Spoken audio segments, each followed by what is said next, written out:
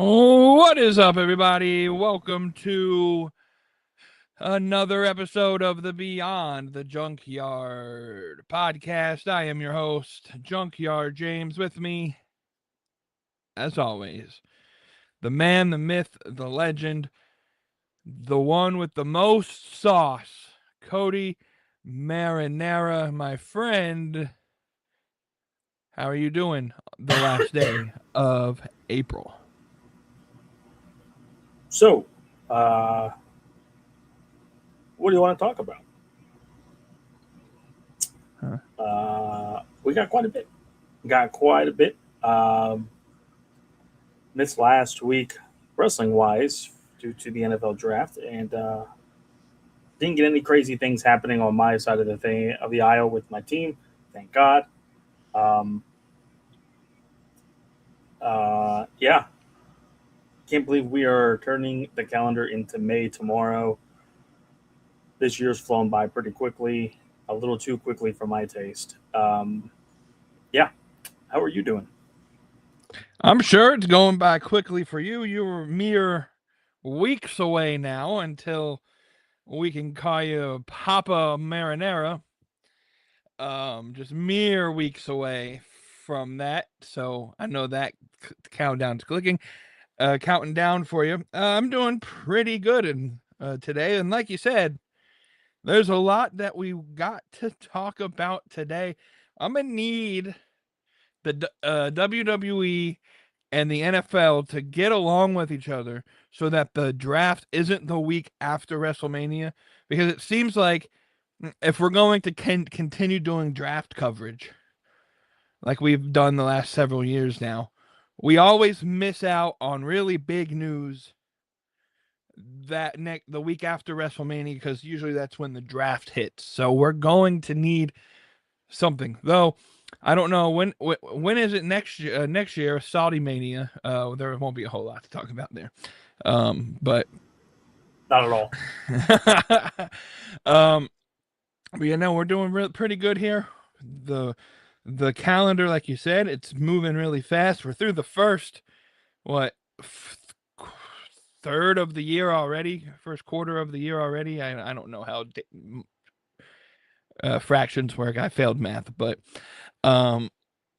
anyways, let's jump straight into today's content. But before we get into it, let's talk about our sponsor for today. And it is, as always, W Energy, your taste buds' favorite energy drink. Go ahead and get one or many of their fantastic flavor options on the drink mix. And we got a special deal for you guys. If you use the code Beyond the Yard at w.gg, you can save 10% off of your order there. Their most popular flavor over the last 30 days, they sent me an email, I think yesterday, saying it's the sour gummy bear, one of their newer flavors. I haven't tried it yet. I got to get me some of that. I'm going to make it even easier for you all to be able to get to W's website, to use the code Beyond the Yard. We're putting a QR code up there for you. Go ahead and scan that QR code. It'll be up there the rest of the night. And go ahead, use the code Beyond the Yard at checkout, save 10%. Go to w.gg. Thank you for sponsoring the show for us today. All right, we're jumping right into content now. Like we talked about in the intro there, we covered live about the first half of the first round last Thursday, and to be completely honest, we didn't miss a whole lot. There was a few trades in the back, the last couple picks of the first round there, but we did miss a whole lot in terms of like surprises, I would say. I was correct in my assumption that we would not have a pick first night in Buffalo, and we didn't. In fact, we had the first pick The first pick of night 2. And before round 2 even begun, we traded that to move back 1 pick. So we were making trades all through the first couple rounds of the draft there. I guess the biggest question then, when it comes to the NFL draft, we want to kind of close out our coverage of the NFL draft. In your opinion, now that the draft is done, which team or teams do you think had the best draft? And then consequentially, on the other end of the spectrum, which team or teams had the worst draft? I'll leave that open for you first.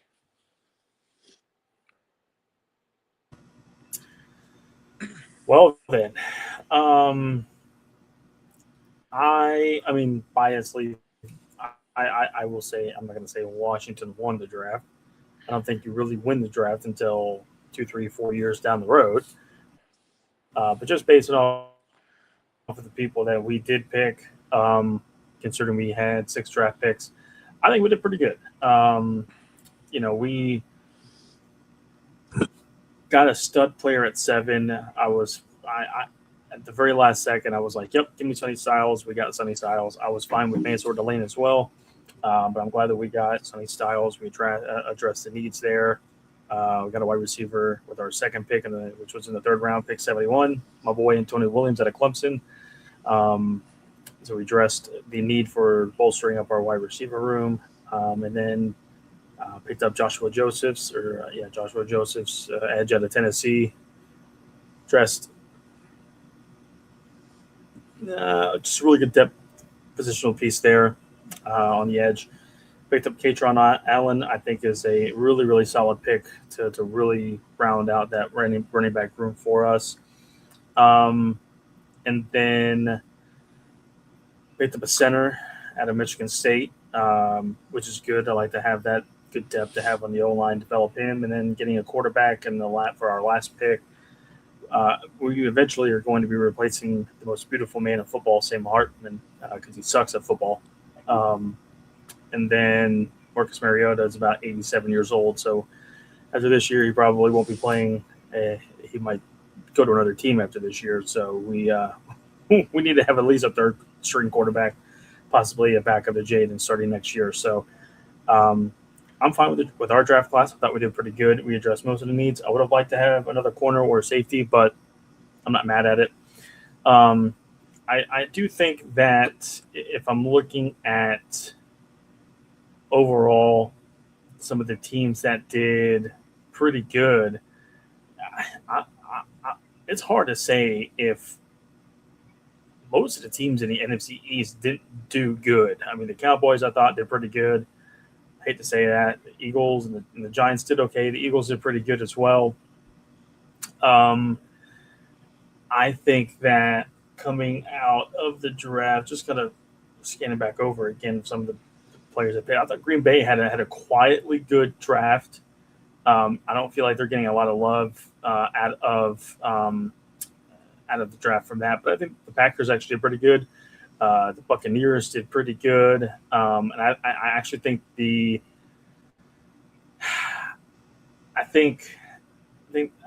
Packers did pretty good. I think that the Chiefs did okay. Bills did pretty good considering who they got as well. Like I said, somebody a win a week after the draft because, like I said, you want to wait for those guys to develop, but.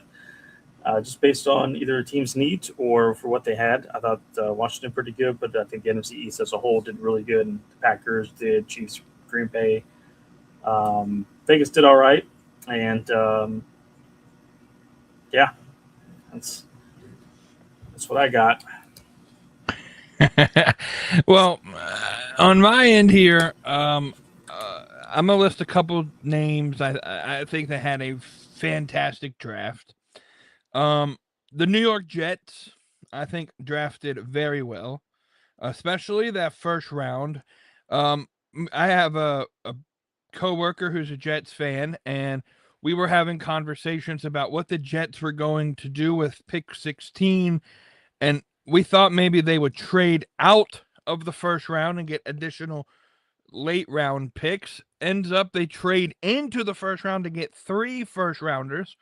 The New York Jets, if they can develop this talent over the next several years, they will be maybe one of the most talented teams in all of football. They had 3 first round picks this year. They have 3 first round picks next year. And so they are looking, I think, pretty good. I think they got a steal of a first round. David Bailey. I know the consensus out there is maybe that Arvell Reese is a better player than David Bailey. I still think as a prospect, David Bailey's going to have to be a guy, or the Jets were looking for a guy that's going to be a day one starter, and I think David Bailey was the most day one ready. Then they pull out the shock of the draft, I think. Kenyon Sadiq, I did not think that they would go tight end, but it makes a lot of sense that they would in that system. Now they have Sadiq, who's a kind of a blocker, and can catch the ball, as well as Mason Taylor, who's kind of more of your wide receiver type tight end. And then they jump back in. Rumors are swirling that they thought the Bills were going to get Omar Cooper, so they had to jump the Bills from 30, who were sitting at 31 at the time, as part of their 5 trade backs from pick 26 to out of the first round. And so the Jets had to jump back in to steal Omar Cooper. I think they started day 2. They had 1 pick day 2. That was D'Angelo Pons. I think he's a really good corner as well. And then, I mean, they got Cade Klubnik, so we'll see how that turns out. They don't really got a quarterback room, and obviously the Jets, I think, are in the March for Arch mode. They want Arch Manning, is my feeling. And so you get a guy in Cade who can develop there, and I think Geno Smith is the starter in New York, so we'll see that. I think they had a really good draft. I'm gonna be biased and say I think the Buffalo Bills had a fantastic draft. For not having a first round pick, we got a lot of value out of the picks that we did have. In fact, I think we were in the top 5 of best teams and reach percentage, with like a negative 30% reach percentage, but basically saying we got players after their projected pick number, I guess. I love the TJ Parker acquisition. He's a Clemson guy, but I got to say, if he can return back to 2024 form, he's going to wreak havoc for many years in Western New York. I scratched my head a little bit at the Davison Abinoson pick. I don't know if he was a second round guy, but they thought he was worth getting in the second round. And then Skylar Bell. Man, I love Skylar Bell. Probably my favorite pick of the entire draft class. I thought he was a second or third round grade. We ended up getting him in like the end of round 4. So I'm okay with the draft. The Bills are in a position where none of these guys have to start right away, which is a great thing. And so they just have a lot of depth, and there's probably a couple of these guys who don't make the roster, to be completely honest, because there's not a whole lot of roster space. And we ended up with, I think, 10 draft picks.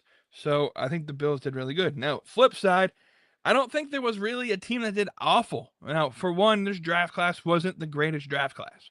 So basically anybody from the 3rd round to the last pick of the draft, they were going, they were being mocked in multiple different places. And so there was very very true. There's no consensus on what's going on. The draft class was very bottom heavy in terms of talent. But I wish that I saw better picks out of like a team like the Rams. I felt like they kind of wasted a few of their picks. They only had 4 or 5, and I feel like they didn't really hit a whole lot of positions of need, if any. And again, it's LA, so they're going to be right back in Super Bowl contention next year, so they probably don't need a great draft. But yeah, I'd say the Rams are probably my least favorite team in terms of what they did in the draft. All right, one last sports topic. We're both Braves fans. And I was going to say the Braves are doing very good right now. We ended up choking a lead today, but very Braves of us, right? But as far coming into today, I think we have the best record in baseball. Are the Braves real contenders, or are they going to pull a summer drought and end up being pretenders at the end of the year? I think anything can happen. Anything is possible. As great of a start that the Braves have had this season, I mean, you can't deny the fact that they're doing this without. Well, I mean, let's just start. I mean, this is a team that is now 22-10. At the end of April, 12 games above 500, have, if not the best record, I don't know how the Dodgers and stuff are doing tonight, but as going into this morning, the Braves had the best record in baseball, and this is without Jerkson Profar, who royally screwed us and said, "Yeah, I'm clean," and then was in fact not clean and got caught PEDs for a second straight year. It's the entire season. Ha-Sung Kim broke his hand while falling on a sheet of ice in Korea in January or December, something like that. So I think his rehab assignment should be starting somewhat soon, but he's been out. He hasn't played so far this year. Sean Murphy, I forgot what it was. It could have been either an oblique, could have been a back, knee issue, something like that. He's been out, hasn't played for us yet, but he is finishing up his rehab assignment in Gwinnett, I believe, so he's pretty close to coming back. Spencer Strider, with his oblique issue, at the end of spring training, has not yet played a regular season game for us so far, but is slated to start, I believe, Saturday or Sunday against the Rockies. Spencer Schwellenbach and AJ Smith-Shawver both have elbow bursitis, something like that, issues where they had to go into it, basically bone spurs. I think Schwelly's was a little bit better than Smith-Shawver. Schwellenbach we should get back before the All-Star break, I believe. Smith-Shawver we probably won't get back until late July, early August.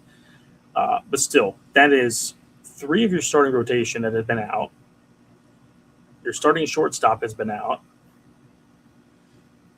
If not your starting catcher, then at least one of your best overall players in Sean Murphy. So that's 5 of the Braves' bigger pieces that have not been playing. Mike Yastrzemski having to be playing it a lot. Eli White has to have to play a lot. Mauricio Dubon has actually been a phenomenal free agency signing for us, playing a shortstop. And Mateo has filled in for him pretty nicely in the days that Dubon is not playing. Drake Baldwin has been raking the ball. Ozzie Albies has been smashing the ball.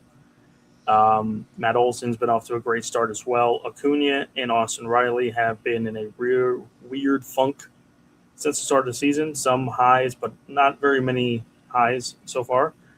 And yet, 22-10.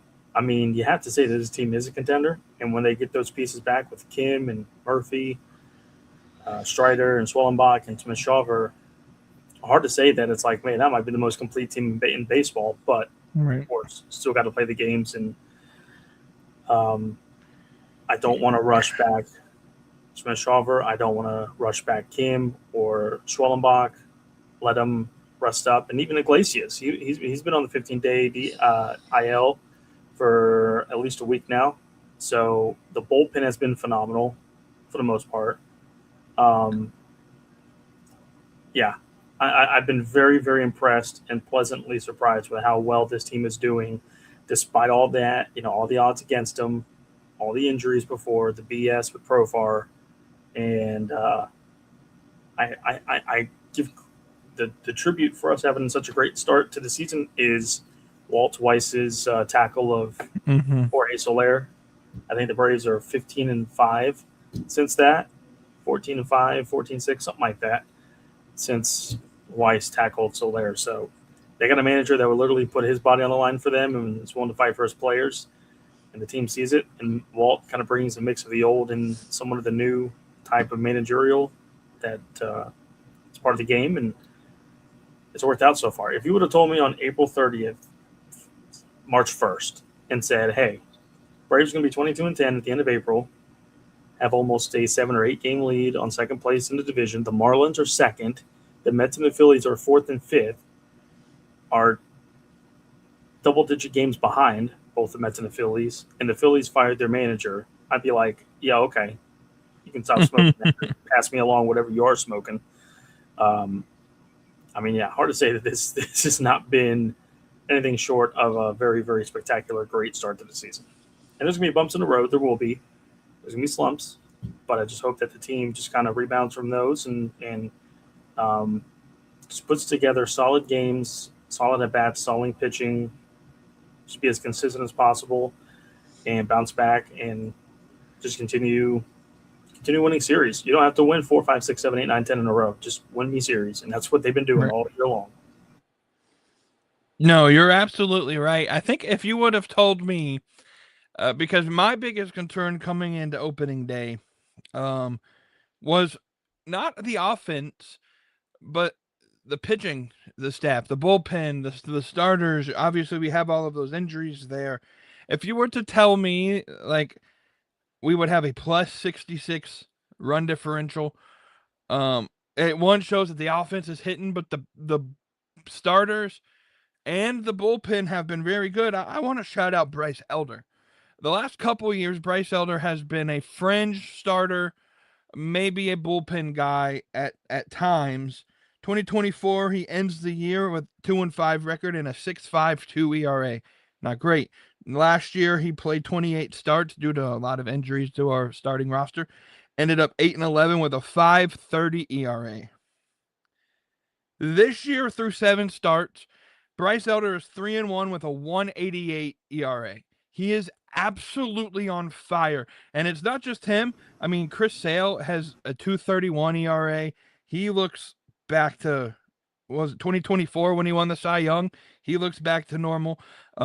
Grant Holmes has been shaky but at some starts, but he's done good for what, like, I don't think we were expecting Grant Holmes to be a starter this year. So doing what he has to do, he's done pretty well. And then our bullpen is just keeping us in games. So I'm pleasantly surprised where the Braves are. I'm going to put them as a contender because you have to at this point, with the idea that anything can happen. There's still, we're a month and a half into the season. We still got over 100 games left to go. And so we'll see where it goes. But early on, you got to say the Braves might be one of the teams playing for the World Series this year. Yeah, and a huge test that will be coming up. And I would say that, the first quarter mark of the season, you have a bunch of tests and benchmarks that you want to see where your team is at on a competing standpoint to see if they're contenders and if they're competing with the top teams in baseball. We are, I want to say we're 9-3, something like that in the division. I know we've beaten the Nats 2 out of 3 in DC, taken 2 out of 3 against Miami and Atlanta, and then we swept the Phillies in Philly and took 2 of 3 at home. So we're 5-1 against them, and I don't think we've played the Mets yet. So being that good already against the division is great. So that's a good benchmark, but also now go on the road to play Colorado starting tomorrow night. They're 14-18, so they're not great. But the very next series after that is LA in LA. That to me is going to be the true test of how do we compete with the top teams, especially on the road and not only in the National League but also Major League Baseball. And we'll kind of see where the Braves are at after that. Now, my biggest concern, pretty much like yours, was the pitching. You try to have confidence in the core batting wise with Acuna and Albies, Baldwin, Olsen, Riley. And like I said, Riley and Acuna have been kind of on this weird trajectory, and Yastrzemski's not been great either. But the lineup, they just, when guys are down, some of the other guys are just picking up, and they've just been raking, like Drake and Ozzie and Olsen. yeah, I was extremely concerned with the pitching. When you have Sale as your number one, Ronaldo Lopez coming off of horrible injury history the last 2 years as your number two, Brayton Holmes is your number three, Bryce Silder is number four, and then you have a rotational fifth between Martin Perez, uh, uh, Didier Fuentes, J.R. Ritchie. Um, yeah, it's. I was like, man, if we can just survive the first month, and if we were 500, I would take it, knowing that we would be getting Ha-Seong Kim in May, Sean Murphy in May, and then Spencer Strider in May as well. I was like, all right, if we can just survive the first month, hopefully we can start rebounding and getting better and better along the way. And we're doing that, and then a lot more without some of those players. I just hope that we don't start taking a lot of steps back. Like I said, bumps in the road are going to happen. Slumps are going to happen. Losing streaks are going to happen. It's baseball. It's 162 games. You have to expect it. But it's just a matter of how do you rebound from those tough stretches and show the fight, show the competing and the competitiveness in your ball club. And I really believe the Braves can do that this year. And hopefully by the time we're looking closer to the All-Star break, this team's in a really good spot. Heading towards the home stretch of the season.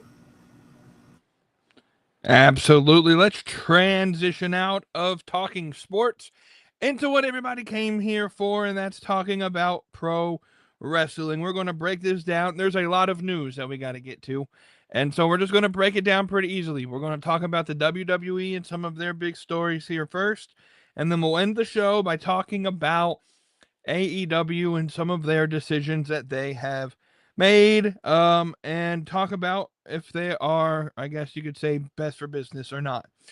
So let's start with WrestleMania. It seems like a while ago WrestleMania happened, and maybe it's just because it wasn't that rememberable of a WrestleMania card. But I guess the question for WrestleMania, let's just look at it now, a couple weeks out. What were the most memorable moments? What were, your favorite things? And we can even go into Raw after Mania, and if you just want to break down the whole weekend there about WrestleMania, what were your favorite moments, your worst moments? Floor is yours. You can talk about WrestleMania. WrestleMania. Um, Obviously, the biggest highlight for me is that Roman Reigns is back on top as a world champion. Acknowledge your tribal chief. Um, he beat Punk's and ass Phil. Um, I was just happy about that. I was just happy to see Fragile Phil lose in a main event spot to WrestleMania. He's now lost the world title against every member of the Shield, which is hilarious. And one of those was in AEW in the year that he was there. Um, that was the biggest high for me. Rhea Ripley, becoming the women's world champion again. It's almost like if, to me, when Roman and Rhea are on top in their divisions and title holders, that it's almost like back to normal in the scope of things in WWE. So I'm happy to see them both being world champions at the moment. Seeing Paige come back was not on my bingo card, but I'm happy that she is back in the wrestling ring. I didn't love the women's matches for the most part of WrestleMania. I thought most of them were short, not very good. Intercontinental title ladder match. Boy, do I have thoughts on that. Sure, it was a good match. A lot of spots. That's what it calls for. But to hear the openly... How do I put this?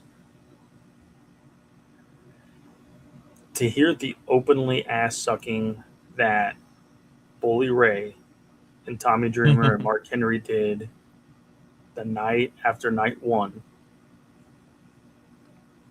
or what was that, night two? It was night two. It was after the Lesnar Obafemi match.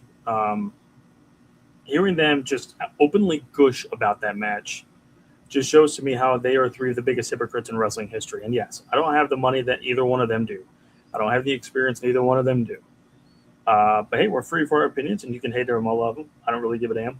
But They absolutely made it seem like that was one of the best ladder matches they've ever seen. The spots were great. Everybody got their spots, but it was all timingly great. The timing of this match was just impeccable. It was great. Everybody did great, and yeah, it was a good match. Everybody did their part for sure.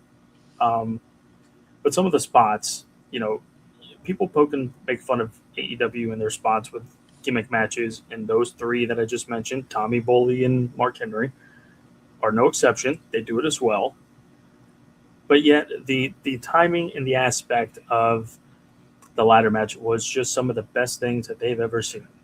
And I should maybe put a screenshot, a frame, a video of it. But the spot where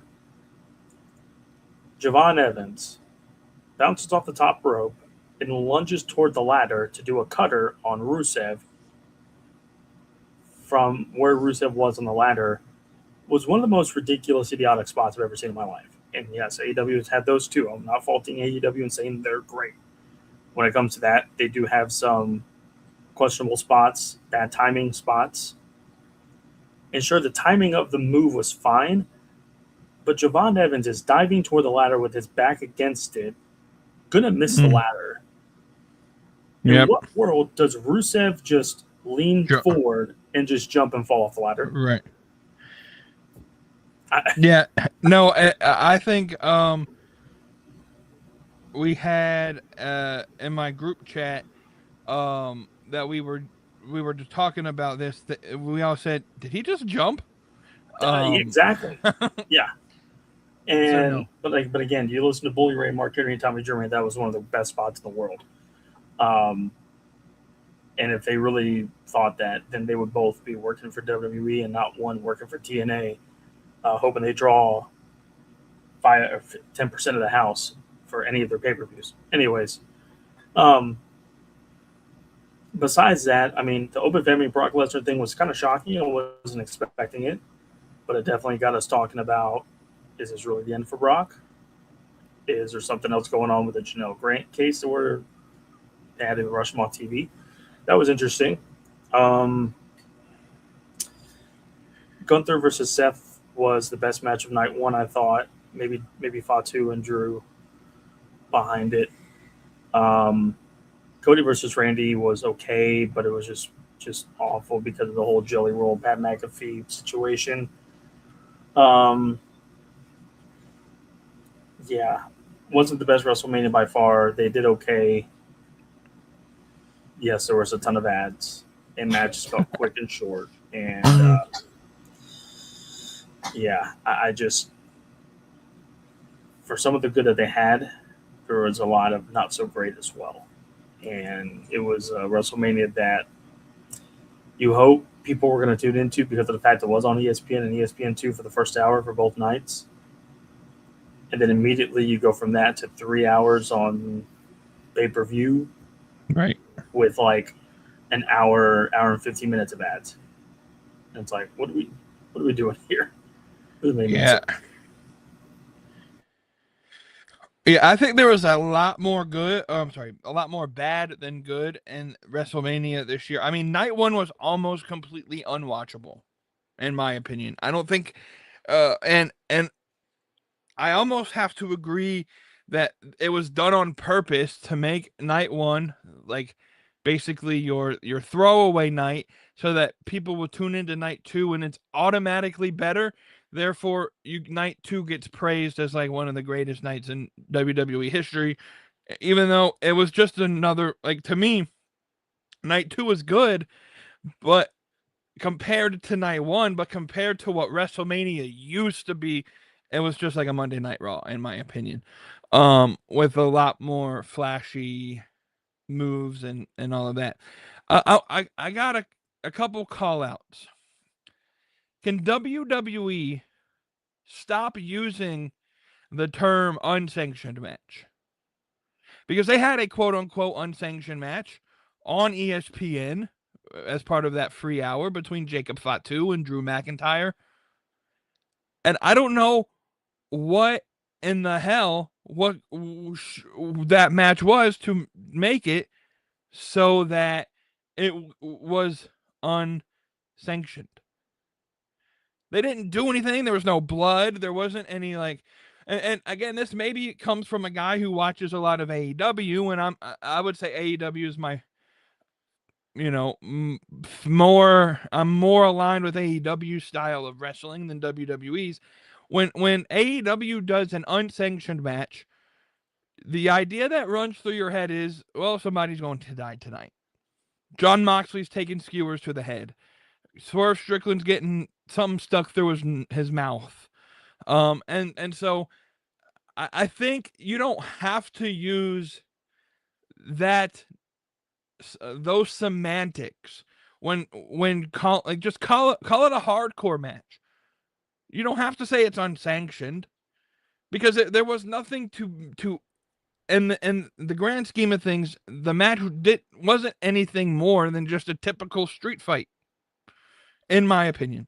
That kind of grinded my gears a little bit there. The ending of the Randy Orton and Cody Rhodes match, I already hated the story coming in because I felt like they wasted several months for nothing, just to add Pat McAfee and Jelly Roll into the story. Then just to have Pat McAfee get turned on by Randy Orton, it made no sense. There was no story. There was no reason for the turn to happen. It was like, oh, we're writing Pat back off TV again. He had his 15 seconds of fame and he's gone again. It made no sense to me.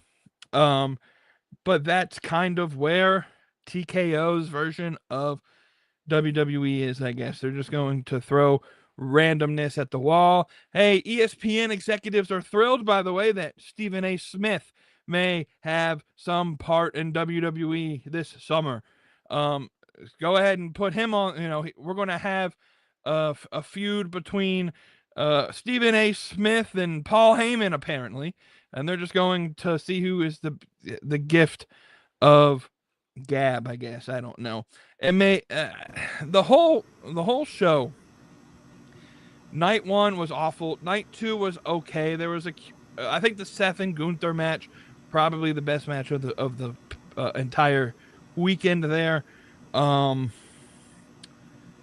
Roman beating Phil was great because fuck CM Punk. All my homies hate CM Punk. I don't know. It was again, the overall experience was this could have been done on Friday night instead of at WrestleMania. Maybe I'm the only one that felt that way, but yeah. I mean, maybe I thought they had actually a pretty solid match. I won't lie. I was glad at least they got the time to have a solid match. Oh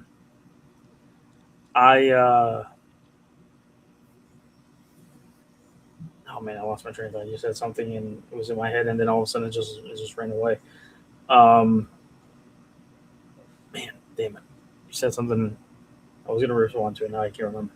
I love the fact that WWE used Miseria Cantera, and it was weird because they mentioned that he was a big part of Ring of Honor, but completely skip over the fact that he was in AEW for several years. Even though Tony Khan owns Ring of Honor now, it just Go. But they name dropped Ring of Honor a couple times. Weird how that happens. They sure did. It was weird too. They didn't really give a whole lot of time to commemorate. I think night 1 they did the Hall of Fame class, but night 2 I don't think they made any mention of the Hall of Fame class. I heard Stephanie. I didn't watch the Hall of Fame. I hate that they put it on at midnight on Saturday morning. I'm not staying up that late to watch it, but I heard Stephanie McMahon had like a 2-hour long speech. So, like any McMahon, she's going to take the majority of the spotlight. I don't know. I just felt the entire weekend was off, but could be me. Weekend was in most ways it just didn't feel like WrestleMania. There were some moments where it's like, yep, that's WrestleMania moment. That's pretty cool. Hell, even Cena being the host was awkward. It just felt off. A lot of it felt off, and the Bianca thing with her announcing the pregnancy, that was fine. I'm not mad about that.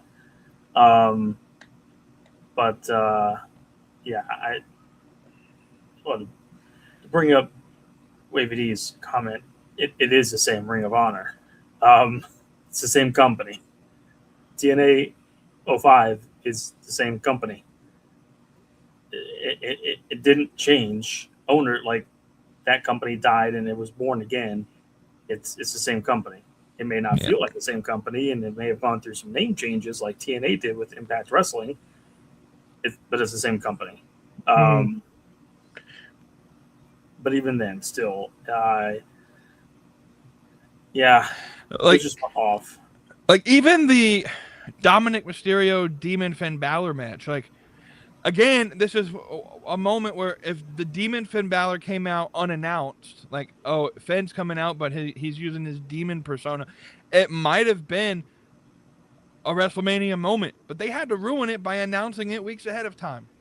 And so it just didn't feel that special. Like, we're past those, we're past the point of, like, where the demon meant anything because they made the demon so irrelevant, like, when he first got called up from NXT, that, like, now that he just randomly brings it back, it didn't to me, it didn't fit. One, you're in LA, it's sunny as hell out there, and you're running the demon gimmick. The presentation didn't look great because it was still light outside. I love the demon gimmick. I always have been a fan of Finn Balor and that gimmick. I started watching NXT when he debuted in NXT. It's just, I think the biggest thing is they didn't connect the dots to people that are just watching WrestleMania because it's WrestleMania. It felt very, like, thrown at the wall, and I don't know. There was not a lot of connecting of the dots in the build up to WrestleMania. It didn't feel like, it just felt like another pay-per-view, like a Backlash or a Royal Rumble or another minuscule pay-per-view. All right. Well, after WrestleMania, we always, like, the week or so after, we always get the annual roster cuts. This happens every year. I don't know why people are still surprised. I mean, it sucks. Like, you hate that people lose their job. But it happens every year at WrestleMania. And so, but there were some big names. Usually it's a lot of the smaller talent, and maybe a couple big names. And there were some big names that were cut this time. Kairi Sane was cut. Zelina Vega was cut. Hey man, the grass isn't always greener, Aleister Black. You were cut. And you burnt your bridge in AEW. I don't know if we're ever going to bring it back. But a lot of the talent that was cut, I'm missing another big name that was a shocker to me. I can't think of it off the top. Six, all of them were cut. Right. The whole Wyatt Six. Motor City Machine Guns. That's who it was. Motor City Machine Guns were cut. Hey, their 90 days end in July. And conveniently, right before an AEW show happens in Detroit. So maybe we'll see them there. In Detroit. Is it just another year of roster cuts, or should we be surprised that WWE is cutting a lot of these talent? I mean, a lot of the names outside of, like, Aleister Black, Zelina Vega, Kairi Sane, maybe the Wyatt Six, the rest of the people, they were like Evolve talent, they were LFG talent, and I mean, when you bring in new talent, because if you didn't watch NXT on Tuesday, they brought in Evil, they brought in can't remember her indie gimmick, but they brought in a a German wrestler, a female wrestler that I think she's going to be a rock star in NXT. I can't remember her name or what WWE calls her now off the top of my head. They brought in Will Cruz from Pro Wrestling Noah. So when you bring in talent, you're going to have to release talent as well, especially when you're trying to develop. You're on a developmental deal. So I don't find anything like out of the ordinary here. It happens every year with WWE. Outside of the big names, is this a shock to you? I mean, no. It's spring cleaning. It's part of what happens in WWE for a while now. And while it does suck that those people, yeah, they're getting paid 90 days. Yeah, it still sucks. You get it still sucks. You get released and whatnot, but it gives them a chance to hopefully take some time off, reinvent themselves a little bit, make some noise on the indie scene or wherever they may be signing next, and go about their careers. But I hate the fact that the Motor City Machine Guns were brought in, won the tag team titles, on the first night, second week, something like that, and then have been in mediocrity ever since. I think Aleister Black thought that because Triple H was in charge, that maybe he would be his boy and find a way to be a main star talent on the main roster, and it didn't work. And I love Aleister Black. I love Malachi Black. I love the character. I love the gimmick. But when, like you said, when you burn a bridge, you don't do business, it don't work out for you, man. 100% agree with that. This is not the time to say he does not sign all of his talent. No, God, no. I'm fine with the damn, I don't know why I keep pressing you. I'm fine with the Motor City Machine Guns coming in and being in the tag team scene for a year and a half or so to just elevate that tag team division. I'm fine with that. Stay far away from Aleister Black. Zelina Vega, I don't think adds much credibility. The women's locker room is stacked as is. We just got to find a way to use these people.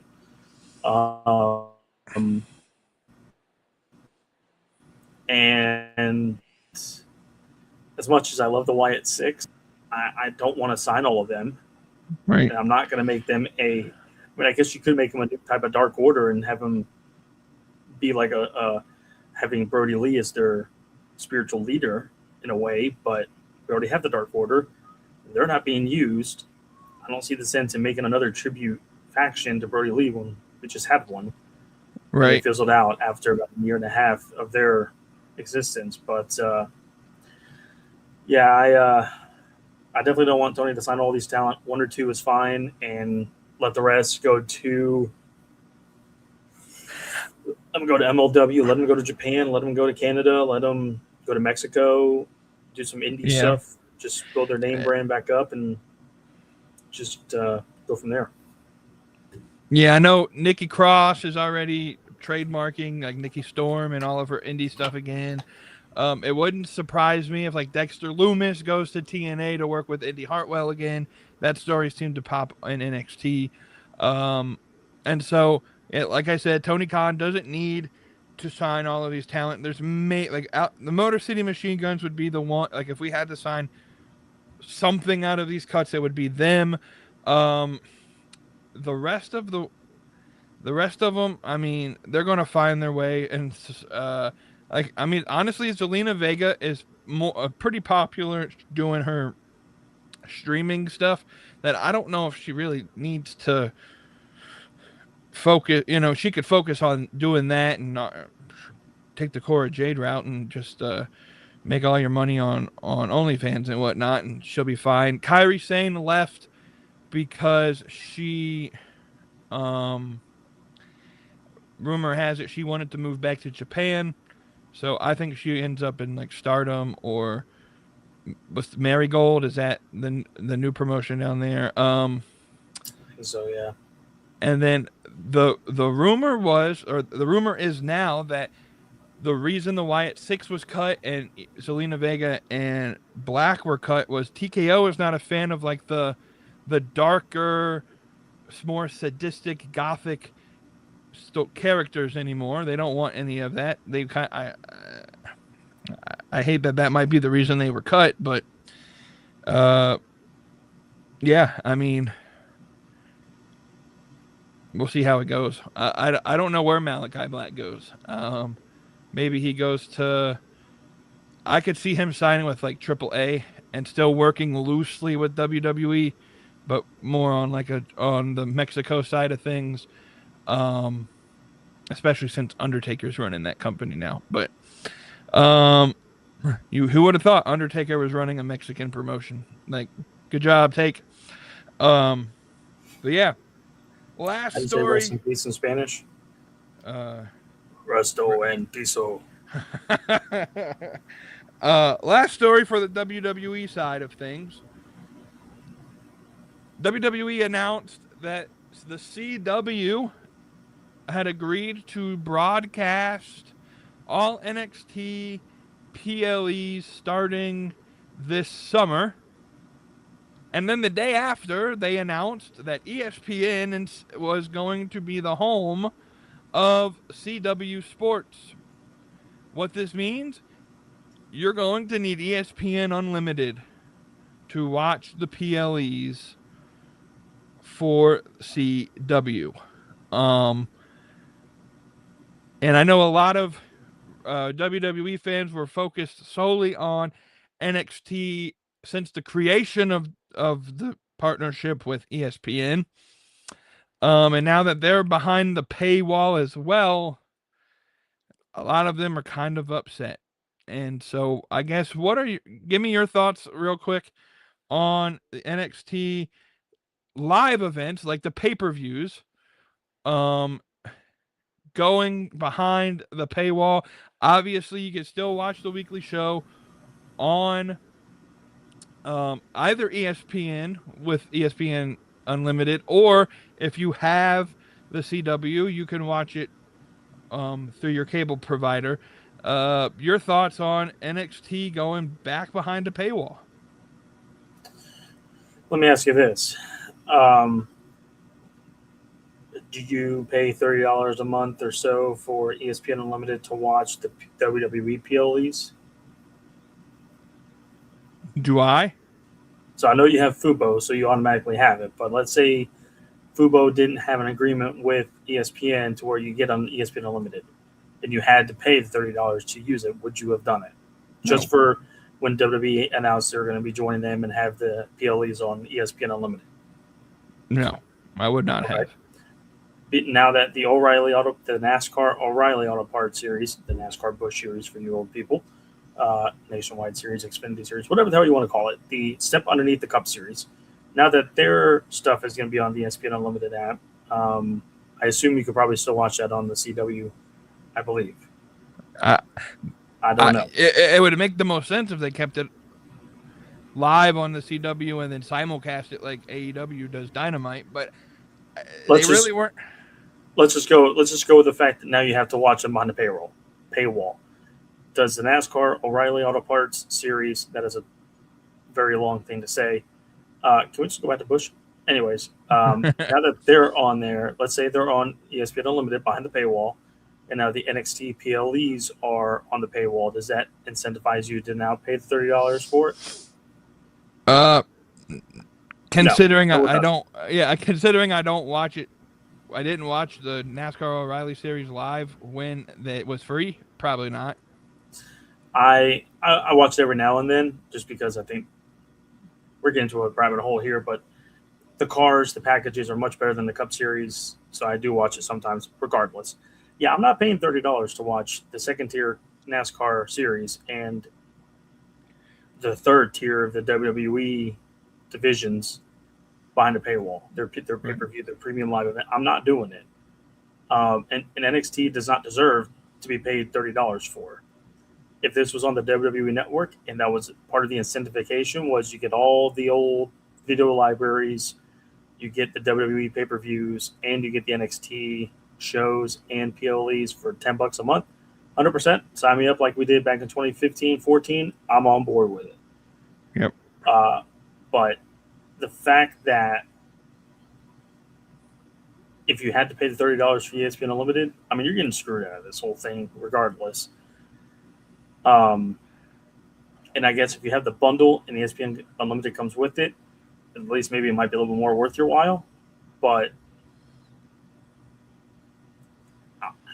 I honestly think, and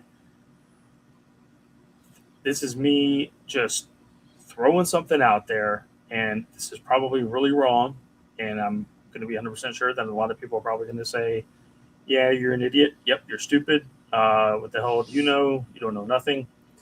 I honestly think that we are starting to get to a point to where TKO / Endeavor might be starting to price people out of WWE products. And it would not surprise me if in the next couple of years that they try to sell off WWE or they try to kill it as a whole. And I know that's asinine to say. I get it. I think if you ask people 10 years ago, would Vince McMahon ever sell WWE? The answer is hell no. And not only has that happened, but TKO is basically the AOL Time Warner of WWE. They control them. If they wanted them off their networks, they could do it. And if they really wanted to do something to where AOL Time Warner did with WCW and say, yeah, we can sell it to those people, but you're not getting the TV time. And if you don't have a time frame that you can just negotiate contracts, right, they might be done. And I'm not wishing that they die. I don't hope that they die.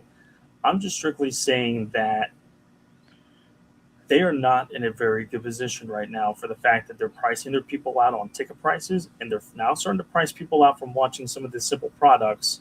NXT shouldn't be behind the paywall for the PLEs, and if they are, $5 is the maximum.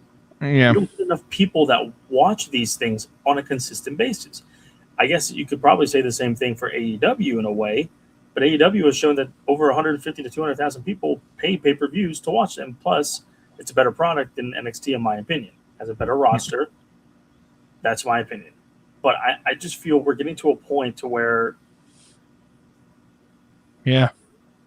people in WWE, I think, need to start really having some conversations about if this doesn't work, if we're starting to put way too many things behind this paywall and we're not reaping the benefits, not TKO Endeavor, because they will, right? We as a whole, right. I mean, they may need to find something else. Yeah, here's the thing: nosebleeds to WrestleMania were $600 this year. Nosebleeds to WrestleMania, $600. When we went to WrestleMania, we might have spent $600 for the weekend for every show that we went to. It was like they're at a position. I hate this, right? At least when NXT was on the network, like you had the entirety of the network. Everything was on the network, and it was $9.99. It was a great. I loved the WWE network because I could watch NXT, and then if I wanted, throughout the week, I could watch all of the other, documentary stuff. And that's why I'm so excited for what the future of what my AEW is going to become, as they slowly integrate new things into the product. Like on my AEW right now, if you have the subscription, you can watch every episode of Hey Ooh, which was RJ City's thing. Even though it's over, you can go back and watch all of them there. You can listen to every. Sir. Yeah. I think it was called Hey EW. No, it's Hey Ooh. I've never heard it called Hey Ooh. I've heard it called Hey EW. It's Hey Ooh. I'm gonna call it Hey Ooh, my friend. They're gonna be like, "What the hell are you talking about? Hey you? What is that?" They know what I mean. It's Hey Ooh, right? That's how it's spelled. It may be how it's spelled, but that's not how it. Continue. Anyway, you can listen to every episode of every podcast episode of all AEW Unrestricted. Yeah. It's on there. They're going to add more podcast content here in the future. They have to just restart that and just put it on the podcast network. I don't know why they said they had to end it when they were going to be putting this on there. Well, I don't know. Hey, put us on the podcast network, Tony Khan. But yeah, like, and guess what? You're paying annually. I put this on social media. Follow us on social media at Junkyard HQ. Um, and you can get all of my sassy tweets that I put out there sometimes. $360 a year to watch WWE and NXT PLEs. $360 a year. That is a monthly car payment for me to watch subpar PLEs. And yeah, you get you get Pac-12 football with it. You're gonna watch Pac-12 football on ESPN Unlimited. You get Mountain West football. The Pac-12 took all the best Mountain West talent. You're gonna watch the Mountain West football on ESPN Unlimited. Nope. You're gonna watch ACC content on ESPN Unlimited. Maybe, but not enough. In comparison, in the ACC. In comparison, my AEW is $120 a year for the annual subscription. You get all AEW shows live, Dynamite and Collision live and on demand. All ROH shows live and on demand. All pay-per-views, ROH and AEW live and on demand once they re-upload them. Plus past episodes of ROH and AEW for $120. Now, granted, for us in the United States, we have to also buy a VPN to use it, but that's 2 years for $100 or whatever it is. So, I mean, you're still spending less annually for my AEW. We are at the point where AEW is, for a lack of a better term, the family-friendly version of pro wrestling. It might not be family-friendly in content, but the entire family can go and watch wrestling and not break the bank to go watch AEW. I think it's bogus to put NXT PLEs in the same category as main roster PLEs. It's absolutely asinine. What was wrong with the Peacock deal again? Like, they just ran out of... They didn't give them as much money as Netflix was giving WWE, and now ESPN gave WWE. Sorry, TKO Endeavor. Why did CW have to merge with ESPN? Like, that just seems weird. Well, like, CW, excuse me if I'm wrong here, are they not owned by Viacom, CBS Sports? Like, could they not do their own separate thing? Why? What benefit does... Like, it feels to me like all the benefit goes to ESPN and everybody else has to be... Like, at what point do we say, hey, is this a... Is this not a monopoly? Is this not monopolistic tactics? Can we get some form of investigation going on here?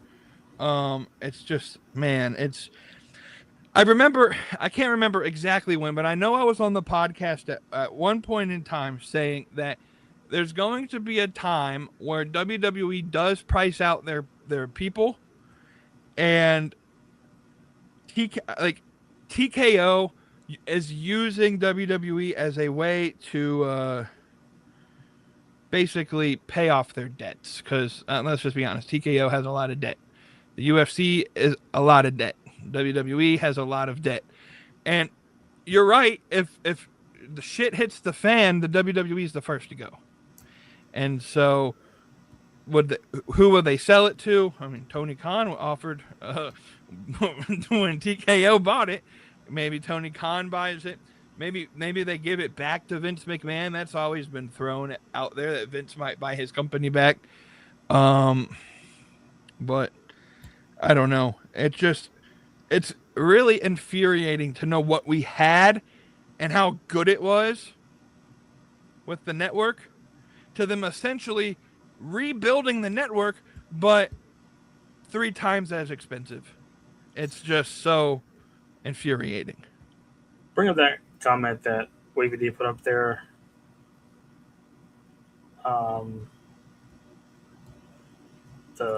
Personally let Vince, yeah. I don't know if I would let all the personal stuff slide, because we are in a day and age where that's. I mean, it was wrong. Whatever happened, it was not professional. It was very, very bad. Just own up to it. Plead guilty if you need to serve some time. If you need to, however this thing needs to settle, it needs to settle. I would let Vince come back. However, the booking in the last couple of years that he was doing was not great either. Yeah. But I would at least trust Vince a little bit more than Triple H and whatnot. Yeah. Here's what I would say is this is a civil case. Vince isn't going to be criminally liable for anything. There's no burden. The burden of proof is much lower for civil cases. They may settle out at some point. And so if Vince wants to come back, I think Vince is coming back. The problem I see with Vince coming back is it too far gone for him to fix what TKO has messed up? Well, the problem is if Vince comes back, if they're still owned by TKO and Endeavor, obviously they're making the call. Right. And so, obviously, in this position, I honestly think TKO, like a lot of mergers and acquisitions, they bought the company when WWE was doing pretty well financially, and now they're not. And they're just trying to... I honestly think TKO is trying to ship off WWE. But there's just no one, I think, willing to buy it. I would say if Vince is willing to buy it back, I mean, he can do it. I don't think there's going to be anything to stop him from doing it. I don't think the government's going to prohibit him from buying his company back. I mean, Linda's and the government. Like WWE's doing favors for RFK Jr., signing his niece to be, for political purposes. So I just think, like, even if Vince doesn't have an on-camera role, if he was behind the scenes and he could restructure things, I think Vince treated WWE like it was his baby, whereas TKO is treating it as just another business acquisition. And a lot of times when you treat something as just another business acquisition, the one at the lowest edge of the totem pole usually gets treated the worst. And I think that's where WWE is at this point. And they're just... UFC is really good. TKO has a lot of other projects that they're doing. And WWE, honestly, I think it's just last on the totem pole because I just don't know how important they view pro wrestling in TKO, at least in their upper echelon of management. Yeah, I mean, this is literally... I'm not going to quite call it deja vu, but I mean, the best pure example of this is the WCW being owned by Turner and then having the AOL Time Warner merger happen in 99 to 2000. And WCW was on the very bottom of that totem pole, and all the debts and everything got thrown into their portfolio, into their folders, into their business ventures. All the crap that was happening in AOL Time Warner got thrown on the WCW's plate. Their budgets got cut. Their crap got shoveled pretty deep. And they didn't want them on the networks. They didn't want them on TBS and TNT. And when they finally sold it, they said, yeah, you can sell it. We're just not giving the TV time because we don't want wrestling on the Turner networks. Right. And Bischoff's company tried to buy the thing, and they couldn't because they didn't have the TV time. And it wasn't like it was, okay, we'll give you a month to find a TV thing. No, hey, we're throwing them off the air next Monday and Thursday. Vince is buying the company. We don't want them on TV anymore. That's our decision, and have fun. I mean, that is the best example of what happens when a bigger merger buys a company that maybe they don't really care about, and they can toss aside, and they have no sympathy for the people, the employees. They don't have any sympathy for the fact that it's been on TV for decades and decades. It's wrestling. Who gives a shit? We're moving on because we're off to bigger and better things. In the meantime, and I hope that doesn't happen, and I hope that something changes for the better for the WWE. I mean, we went from the network having everything just about to where now on Netflix we don't have every single Raw. I think Peacock still has the SmackDowns. I think they still have some stuff on there, but like, you can't find a full library of year by year for Raws, for SmackDowns, for WCW stuff, for ECW stuff. The Vault on WWE's YouTube channel has quite a few events and things like that, and Netflix has got most of the pay-per-views, I believe, but we went from the network where everything was so simple and easy, and if you wanted to watch or fall asleep to just a marathon of stuff, cool, to now it's like you're lucky if you can watch 1 year of something. Yeah, and like you said, like they have Peacock documentaries and Netflix documentaries, and you got it. It used to be all in one hub, and now it's spread across all the other streaming platforms. Just for the sake of time, because I'm sure we could talk about WWE for hours, but let's move to AEW because there's only a few things to talk about with AEW. Darby Allin won the AEW Championship the Wednesday before WrestleMania. And I thought it was a bad decision then. And I don't think he's convinced me otherwise that it was a good decision to put the belt on Darby Allin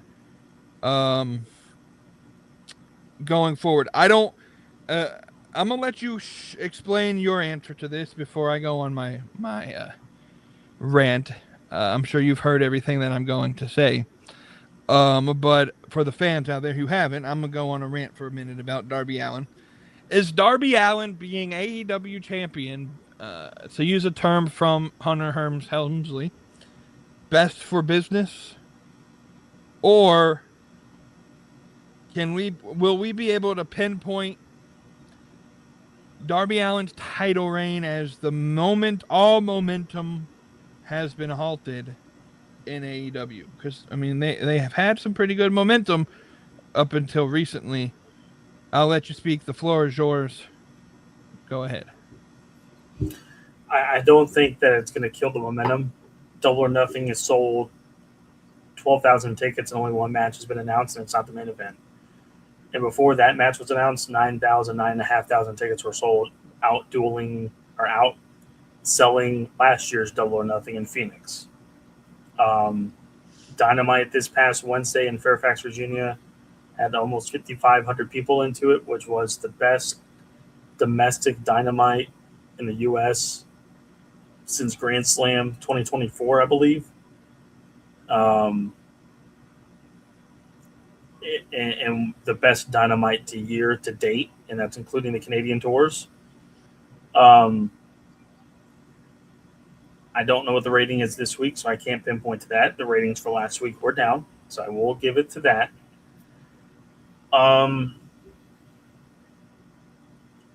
While I don't love the fact Darby Allin is world champion, that would have not been my decision to make Darby Allin the world champion. I know it's going to be a shorter title reign. I'm not mad at it. These things do happen periodically. I still don't love the fact that we had a world championship title change hands on free television back a couple weeks ago on Dynamite. But AEW was the talk of the town going into WrestleMania weekend. Coming out of WrestleMania weekend, I think WWE made the focus on them quite a bit. But hard to do that when it's WrestleMania and they have 2 nights back to back. But I don't think it's terrible for business, and I think that it's fine. If ratings drop another 20-25%, or maybe not 20-25, excuse me, that's quite a bit of a drop, 10 to 20%, then yes, this is trending down to a very bad territory. Next week, I want you, since you're going to Dynamite next week in North Charleston, South Carolina, I would like for you to give us a report of how fudging empty the damn arena is. And I'm not saying that because Darby Allin's world champion. I'm saying that because Tony Khan does not need to go back to Charleston anytime soon. It is one of the worst wrestling towns in America. It had been, and it still is. Last year, the last time they were in Charleston, they drew 2,200. You're lucky if you get to 2,000 right now. Oh, yeah. It's not looking good. Charleston is just not a wrestling hub right now. And I love the fact that MLW has moved their headquarters to Charleston to try to bring that company, try to bring the wrestling scene in the low country of South Carolina back up. I appreciate their efforts. PCW, Palmetto Championship Wrestling, is down there in Hilton Head and Beaufort and those places down there in Charleston, Mount Pleasant, that type of area. And that's awesome. Kudos to them. I'm proud for them for trying to grow wrestling into the low country and the grandstand of South Carolina, my hometown, my home area. But at the moment, it ain't it. It ain't it, and I don't know when it's going to change. So you need to figure out how the hell to get back to Charlotte and to get back to Greensboro and to get back to maybe Raleigh and steer away from Charleston, possibly steer away from Asheville, maybe Columbia, maybe Greenville, South Carolina, Charlotte, Raleigh, Greensboro. That's it. You got to hit the bigger markets because that's not good. But Darby's going to lose about a double or nothing, possibly the MJF again. It'll be fine. This is just the feel-good story for the month.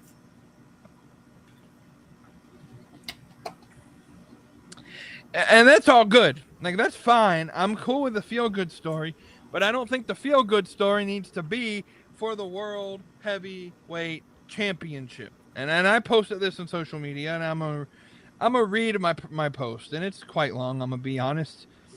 So bear with me. I gotta find it. Here it is. Here's what I said. I said, I'm gonna be honest. The world title scene in AEW is a joke right now. The world title has never been a workhorse title.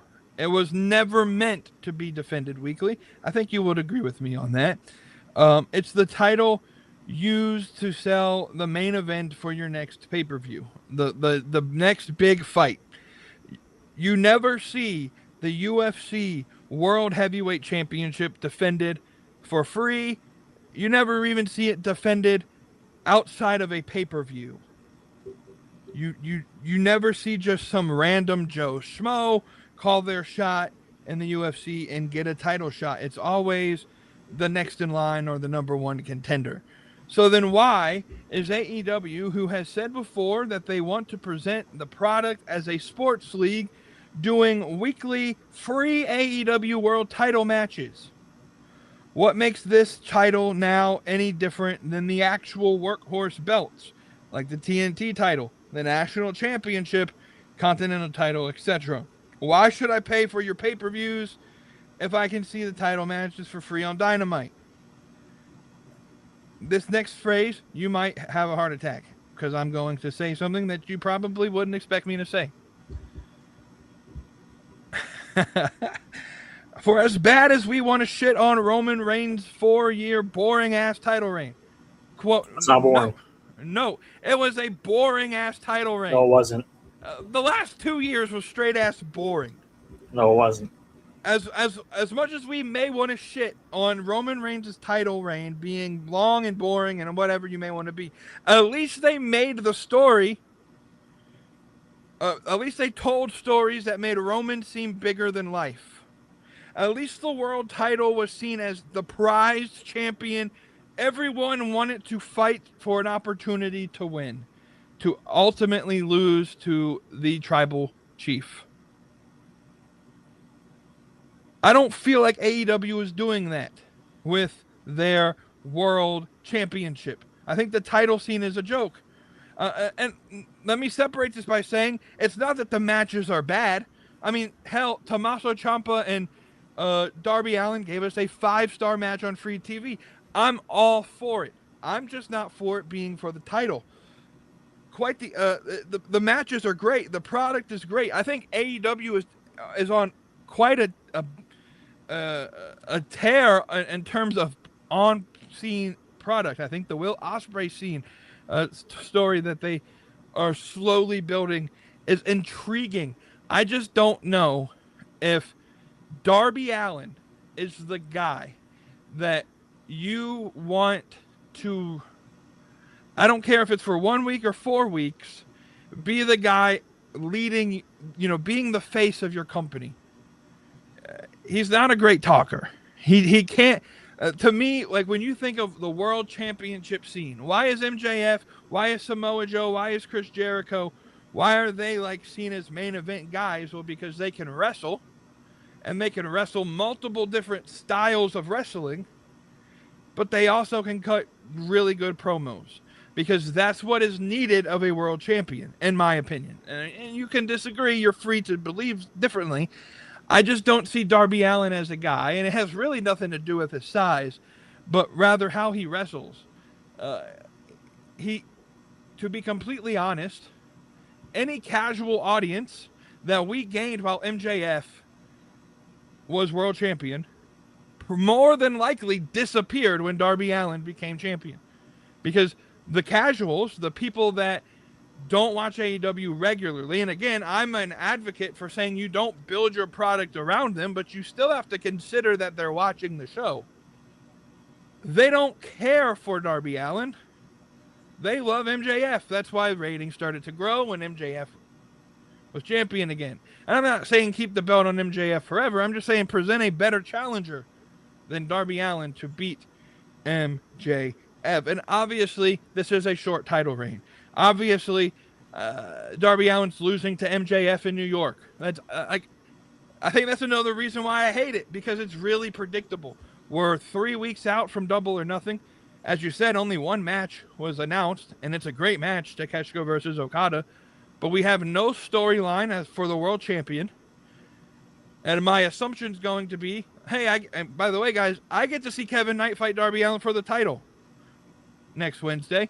Going to be a great match. I have no doubt. You might see me because I'm sitting front row behind the announce table, by the way. So you might see me actually a little off of camera behind where like the officials table is. I think it's where I'm sitting. So you might catch me on camera, by the way. I have no doubt. Be on the Junkyard sign. Remind me, I might forget. They might remind me, bitch. You better do it. I'm going to see great matches, and I have no doubt that it's going to be a really, small, albeit a very small crowd. What was it, a 20,000 seat arena, and they're only putting 1,800. That's about 10,000. I'll give them a little bit of credit, 10,000, but still about 2,000 tickets will be sold. Yeah, so it's going to be a very. You're going to see a lot of tarps. You're going to see blacked out views if you're watching on TV, because it's going to be an empty ass arena. It's going to be interesting. The last time I went to a Dynamite by myself was in Winston-Salem, North Carolina, and it was the same way. They freaking ran a 10,000 seat arena with, it felt like 500 people were there. But I think this goes deeper than the numbers and the metrics. I think this goes into, honestly, because WWE has been bad for quite some time. I just don't know if this was the right time to make Darby Allin the champion, because you had an opportunity. I know there are several people that I follow on social media that are tuning into AEW for the first time here recently. And do they connect with Darby Allin or do they connect with MJF? To me, it would have been better to keep the belt on MJF and not have to go through this month reign where Darby gets a thank you, albeit he deserves it. He's been a workhorse. I just think there was a different. I feel like they missed their opportunity for it to make sense for Darby to be champion. Albeit Darby's fault. He wanted to climb Everest, but I don't know. To me, it's not good for business, and it won't be good for business. And I pray to God we don't lose 14% of our audience like we did last week. But like Andrade said, how you know? How you know?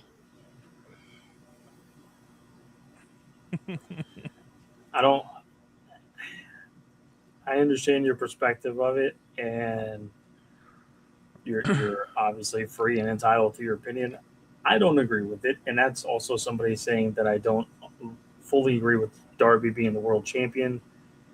But hey, Rey Mysterio could be world champion in 2006, why not Darby in 2026? And again, it's going to be a shorter title reign. Um, and it's a risk, right? It's always a risk, and that's what wrestling sometimes is about, is risk. Sometimes that 16 seed beats a 1, the 12 beats the 5, the 13 beats the 4, and then somehow the 13 seed gets to the final 4, or Right. whatever the case may be. And that's kind of where you have to look at it. And unfortunately, with wrestling, it is wrestling, it's entertainment. You got to suspend disbelief sometimes and understand that, sometimes the little guy will get his day. And Darby Allin's been in AEW for 7 years since it started. He got his day. And if it happens to be for a month, then so be it. I don't think he should be world champion for a while after this. I'm not saying ever again, but it's going to take a while for me to see him back as a world champion whenever he does lose the title. And I don't mean that again as in any disrespect, but I just, whether or not the numbers show good or bad, indifferent, middle, not teetering off too bad, but not growing exponentially. That, hey, it's a feel-good story. That's great. I'm not too mad at it. It was a good calculated risk right before WrestleMania to get your name out there.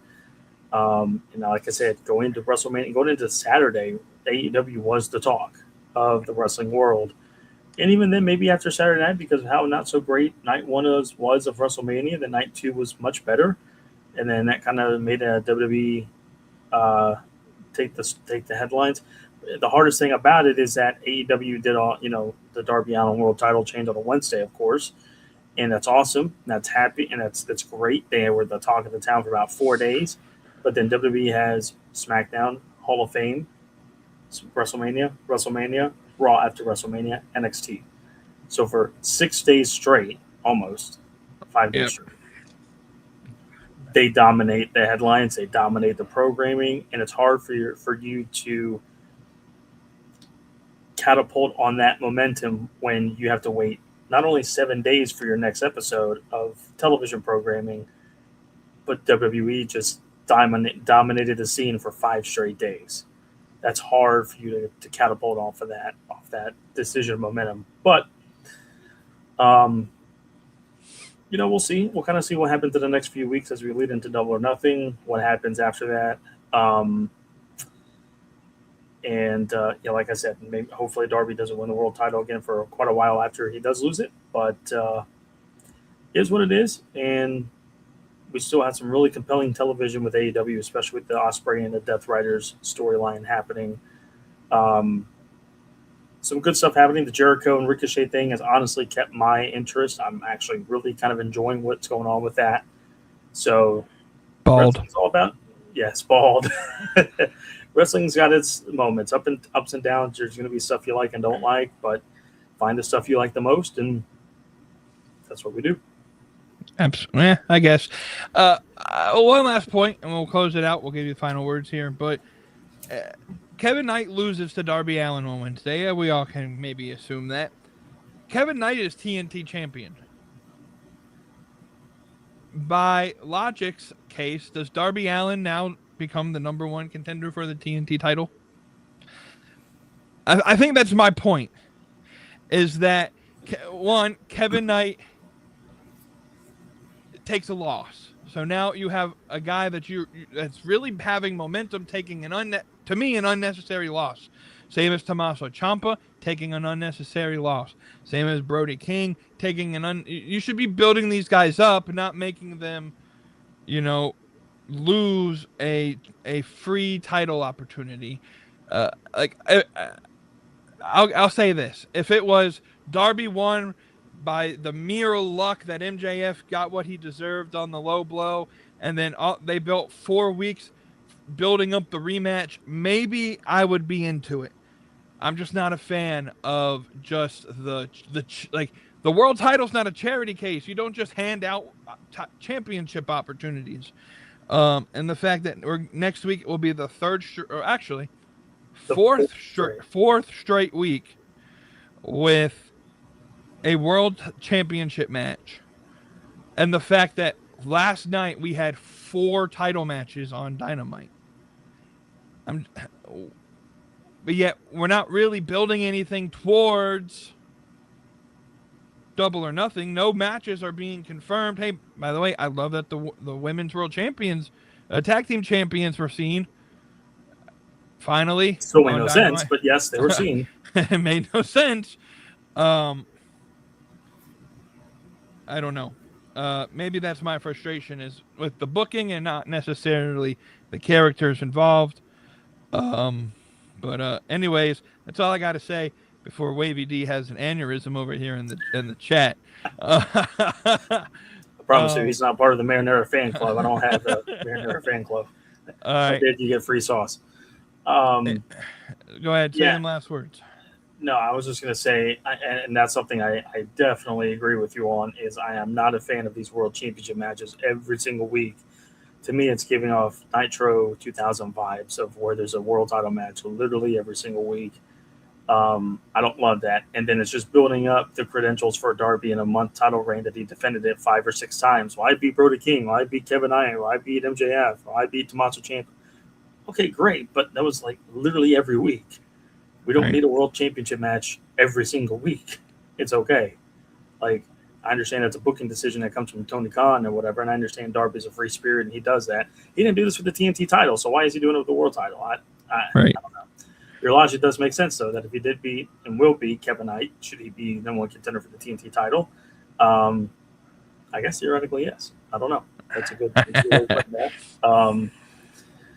Yeah, let's go easy on the world title matches from here to Double or Nothing, please, and just build up between Max and Darby again, and let's go into New York with a sold out crowd and give them a great show like an AEW will. But yeah. And people in Charleston, please buy tickets so that they can sell more than 2,000. And then tell Tony Khan to make AEW Redemption in Charlotte, North Carolina, and not Montreal, Canada, because we want a show in Charlotte, damn it. Again, we have 15,000 venues, man. We can make something work for one night. Come on now. Come on, TK. I've heard the Cabarrus Arena is open. Evidently, Tony Khan has not gotten the memo. Spectrum Center is open for a pay-per-view. I mean, can we get all out? I mean, look, Tony, you used to watch Bound for Glory, right? It used to be shot right there in the Cabarrus Arena. You can make history and be the biggest show there ever. But it's the weirdest looking arena. If you put it on TV, hell, it was on TV on pay-per-view, it still looked weird. We can put a Collision there, man. We can get 2,000 people in that arena. It'd be packed. We can make it happen. I promise.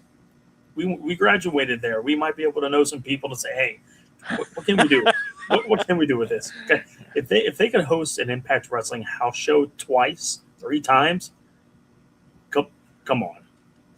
There's what are we doing here? What are we doing, Tony? Yeah. Listen, Tony, I see we've started to put some schedules for June, July, and now August.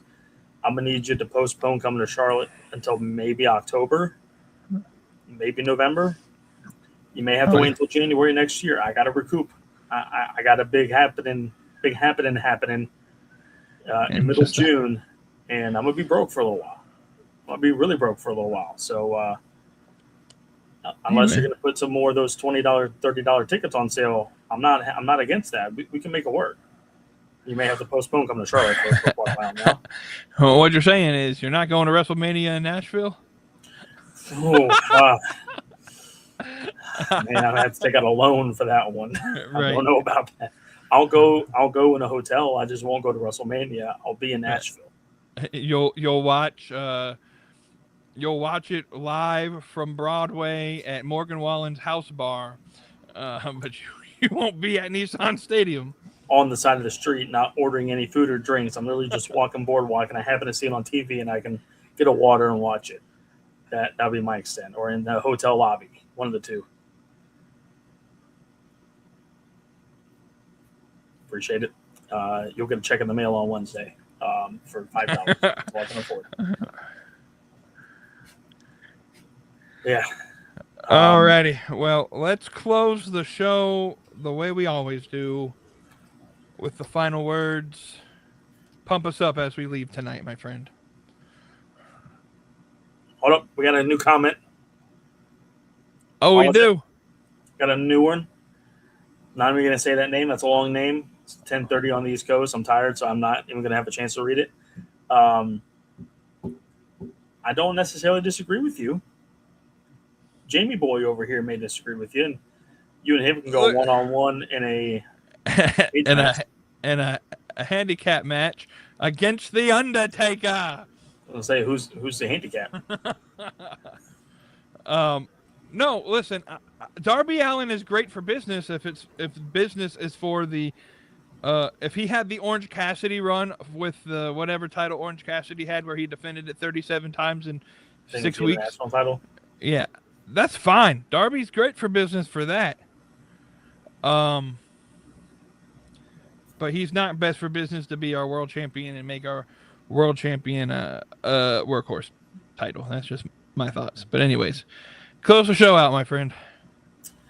Well, fun show tonight. A lot of wrestling chatter. That's what we do best, is talk wrestling. So looking forward to it next week as well.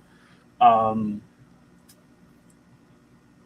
a baby shower on Saturday. That's going to be fun. It's going to be great. AJ Styles coming? I invited Alan Jones. I don't know if he'll be there. I invited Steve Borden, but he also might not be there either. I'll be there. So. Oh, I appreciate that. Thank you. We'll have podcasting appointment. We'll have we'll record an episode. We'll have a special edition, baby shower edition of the baby shower edition of Beyond the Junkyard podcast on why my son will be the next greatest thing in wrestling and his sister will be the greatest. Anyways, that'd be great. You know, daughter starts it off and then son comes in about 10 years later and picks up where I can book down the road, right? Anyways, of course, a lot of sauce will be handing out this weekend. Now we will be in a church, so there will be no drinking, unfortunately, no smoking, swearing, all that stuff. We can find an open field because there's plenty of them where we live for the after party. So we'll go after that. Sorry, I had to turn heel. I'm sorry. But anyways, for those that are still kind of tuning in, appreciate you guys lighting up the chats here. We like that. Y'all come back next week, same time, same place, same channels. Try to post all over social media so we can get more people into here. Obviously, scan the QR code at the top left of your screen there so you can join the Discord and be a part of the best, most real wrestling community chat that is out there on the internet on Discord. I believe you said our X page has a new username. Junkyard HQ, is that it? I like that better than whatever it was before, so let's keep it that one for a while.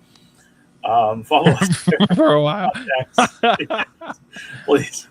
I like that better. Follow us on X, and whatever you guys are doing this weekend, make sure you stay extra saucy, eat the most sauce, indulge in the most sauce, and see your two favorite wrestling podcasters here next week, Thursday night at 9 p.m. Eastern. But in the meantime, hope you all stay saucy, friends. This is wrestling without the filter.